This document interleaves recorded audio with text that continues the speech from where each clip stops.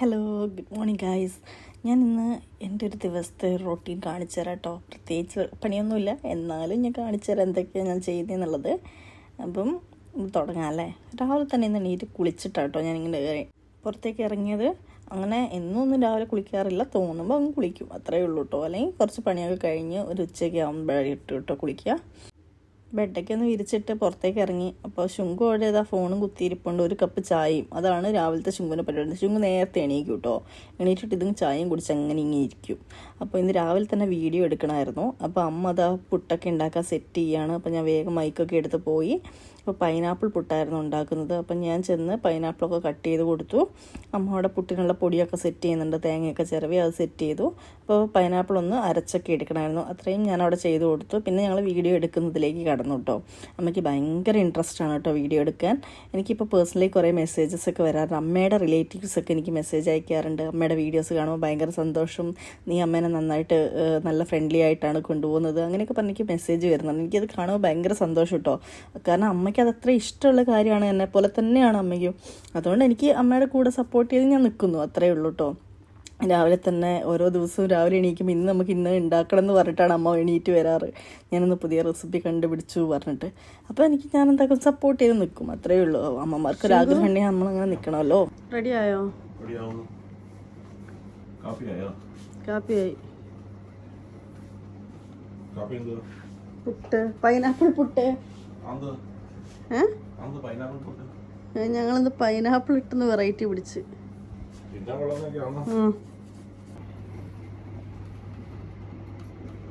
എപ്പ വരും പറയാൻ പറ്റത്തില്ല. തെന്മല ആ റൂട്ടാണ്.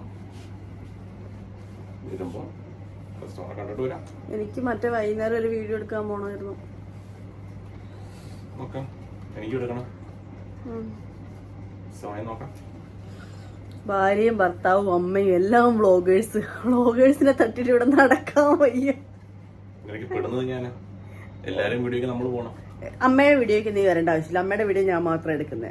എന്റെ വീഡിയോയ്ക്കും നിന്റെ വീഡിയോയ്ക്കും മാത്രം മക്കൾ വന്നാൽ മതി. നമുക്ക് സമയമില്ല, നമുക്ക് ജോലി നോക്കണം, എല്ലാവരും വീഡിയോ നോക്കണം. എന്നിട്ട് അതിന്റെ ഇടയിൽ കൂടി ഇതൊക്കെ നടക്കുന്നുണ്ടല്ലോ, ഡോണ്ട് വറി. പക്ഷെ ഞാൻ വിചാരിച്ചു തൊലി കണ്ട് പഴുത്തില്ല നമ്മ. ആ, കുറച്ച് കട്ടിയുള്ള തൊലിയാണല്ലോ.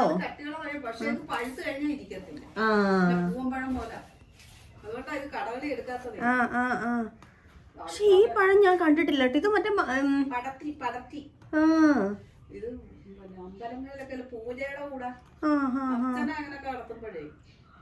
നമ്മള് വേറൊരു പച്ചപ്പഴം ഇല്ലേ, എന്താ വേറെ, റോബസ്റ്റ.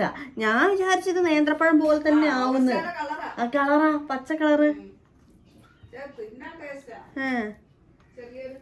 ഞാനെങ്കിലും കഴിച്ചിട്ടുമില്ലെന്ന് എനിക്ക് തോന്നുന്നു.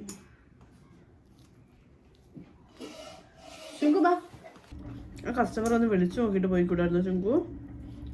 എത്ര പോണോ, എനിക്ക് അതാ സങ്കടം. പോയിട്ട് കാണാൻ പറ്റില്ല.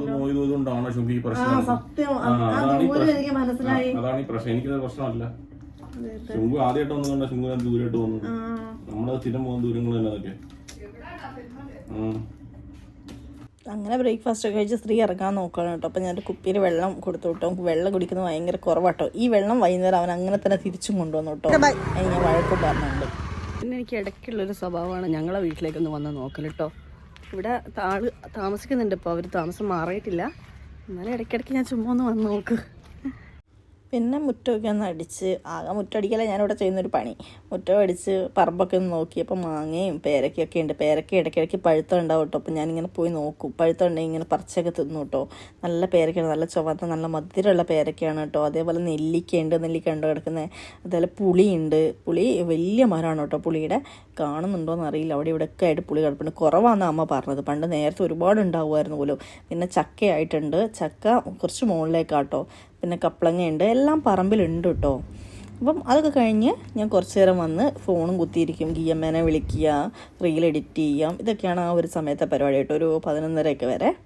അത് കഴിഞ്ഞ് എണീറ്റ് അടുക്കളയിലേക്ക് ചെല്ലുമ്പോൾ അമ്മ അതാ എന്തെങ്കിലും കറി വെക്കാനൊക്കെ നോക്കുന്നുണ്ടാവും. അപ്പോൾ എന്തെങ്കിലും അമ്മേനെ ഒന്ന് സഹായിച്ചു കൊടുക്കും, തേങ്ങയൊക്കെ ചിരവി കൊടുക്കുക. പിന്നെ അമ്മേനോട് കഥ പറഞ്ഞ് അവിടെ ഇരിക്കുക, എന്തെങ്കിലുമൊക്കെ വർത്തമാനം പറഞ്ഞ് അവിടെ ഇരിക്കുക. അപ്പോഴത്തേക്ക് അമ്മ അവിടെ മീനും പൊരിച്ച് മീൻ കറിയും റെഡിയാക്കാൻ നോക്കുന്നുണ്ട് കേട്ടോ. നല്ല ചെമ്മീൻ മാങ്ങയിട്ട് വെക്കുന്നുണ്ടായിരുന്നു. അമ്മ നല്ല കുക്കാണ് കേട്ടോ, നല്ല ഫുഡൊക്കെ ഉണ്ടാക്കും, മീൻ കറിയൊക്കെ ഉണ്ടാക്കുന്നത് നല്ല രസമാണ്. എന്താണെന്നറിയില്ല, എല്ലാത്തിനും ഒരു പ്രത്യേക രസമുണ്ട് കേട്ടോ അമ്മ ഉണ്ടാക്കുന്നതൊക്കെ. എനിക്ക് ഭയങ്കര ടെൻഷനായിരുന്നു ഇവിടെ വന്ന ഫുഡിൻ്റെ കാര്യം. ഇപ്പോൾ ഒരു ടെൻഷനും ഇല്ല. മധുരം കുറവാണ്. പിന്നെ ഫുഡ് കഴിച്ചു. ഫുഡ് കുറച്ച് ചോറും മീൻ കറിയും മീൻ പൊരിച്ചതും പിന്നെ അരിനെല്ലിക്കയും എല്ലാം കൂടി കൂട്ടി അങ്ങോട്ട് ചോറ് കഴിച്ചു കേട്ടോ. അമ്മ വാഴയ്ക്ക മെഴുക്കുവരട്ടിയും വെച്ചിട്ടുണ്ടായിരുന്നു. പിന്നെ കുറച്ചധികം വെള്ളം കുടിച്ചു. എല്ലാവരും ഉറങ്ങുന്ന സമയം കേട്ടോ ഇവിടെ. എല്ലാവരും ചോറ് കഴിച്ചാൽ ഇവിടെ ഒരു ഉറക്കമുണ്ട്. എനിക്ക് പിന്നെ ഞാൻ ഉറങ്ങാറില്ല, ഞാൻ വല്ല സിനിമയും കണ്ടിരിക്കും കേട്ടോ. പിന്നെ ശ്രീ വന്നു, 5 മണിയൊക്കെ ആയി കേട്ടോ. 5 മണിയൊക്കെ ആയി. ശ്രീ വന്ന് ശ്രീക്ക് ചായ കൊണ്ട് കൊടുത്തു. അമ്മ ഓൾറെഡി ചായ അവിടെ ഇട്ട് വെച്ചിട്ടുണ്ടായിരുന്നു. അപ്പോൾ ഞാൻ എടുത്തുകൊണ്ട് കൊടുത്ത് ഞാനും ഒരു ഗ്ലാസ് ചായ കുടിച്ചിട്ടു. ഞാൻ ചായ അങ്ങനെ കുടിക്കാറില്ല, ഇതിപ്പോൾ എന്തോ മടക്കൊക്കെ ഉള്ളതുകൊണ്ട് അങ്ങ് കുടിച്ചു. അത് കഴിഞ്ഞ് ഞങ്ങൾ പുറത്തേക്ക് പോയി, വീഡിയോ എടുക്കാനുണ്ടായിരുന്നു. അപ്പോൾ പുറത്ത് പോയപ്പോൾ ശ്രീ എനിക്കൊരു കോഫി വാങ്ങി തന്നു. അതും കുടിച്ച് ഞങ്ങൾ പിന്നെ ഷോപ്പിലേക്ക് പോയി കേട്ടോ. അത് സൈൻ ലബാൻ്റെ ഒരു പുതിയ ഷോപ്പായിരുന്നു.